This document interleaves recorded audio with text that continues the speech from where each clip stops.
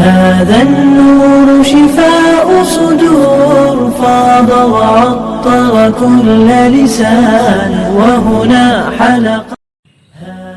السلام علیکم ورحمۃ اللہ وبرکاتہ. ہمارے مسلم معاشرے کو تباہ و برباد کرنے والی چیزوں میں ایک خرید و فروخت کے موقع پر ناپ تول میں کمی کوتاہی کرنا بھی ہے. اللہ جل شانہ قرآن کریم میں فرماتے ہیں تم ناپ اور تول پورا کیا کرو اور لوگوں کا ان کی چیزوں میں نقصان مت کیا کرو اور زمین میں اس کی درستگی کے بعد فساد مت پھیلاؤ. حضرت مفتی شفیع صاحب رحمۃ اللہ علیہ نے اپنی کتاب معارف القرآن میں اس آیت کریمہ کا مطلب بیان کرتے ہوئے لکھا ہے کہ آیت کریمہ میں پہلے تو ایک خاص جرم سے منع کیا گیا جو خرید و فروخت کے وقت کیا جاتا ہے. بعد میں وَلَا تَبْخَسُوا النَّاسَ أَشْيَاءَهُمْ فرما کر ہر طرح کے حقوق میں کمی کوتاہی کو عام کر دیا، خواہ وہ مال سے متعلق ہوں یا کسی دوسری چیز سے.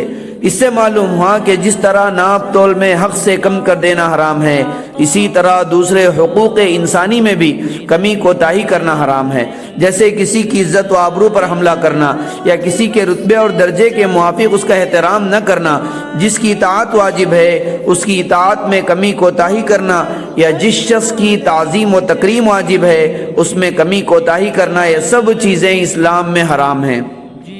قرآن و حدیث کی روح سے یہ بات صاف طور پر ملتی ہے کہ اسلام نے ناپ تول میں کمی کرنے کو حرام قرار دیا ہے، کیونکہ عام طور سے معاملات کا لین دین انہی دو چیزوں کے ذریعے کیا جا سکتا ہے کہ حقدار کا حق ادا ہوا یا نہیں. اصل مقصد یہی ہے کہ حقدار کا پورا حق ادا کر دیا جائے، اس میں کمی حرام ہے.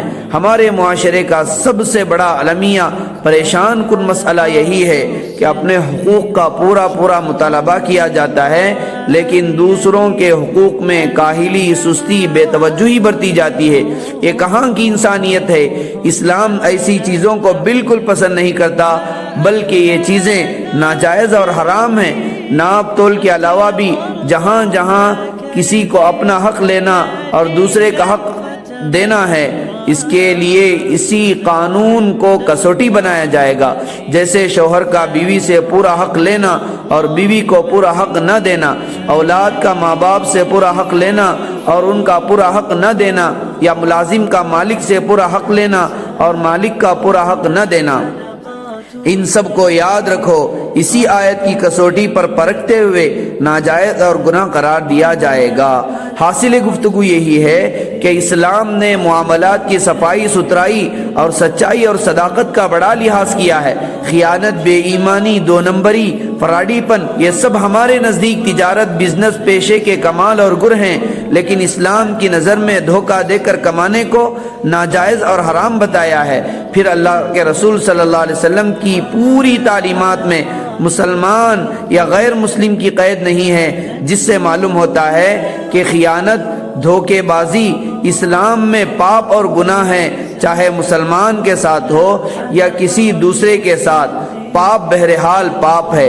آج ہمارے پورے مسلم معاشرے کے لیے ایک لمحہ فکریہ یہی ہے کہ ہم خرید و فروخت کے موقع پر دھوکے بازی، دو نمبری، فراڈی پن، خیانت کے ساتھ پیش آتے ہیں.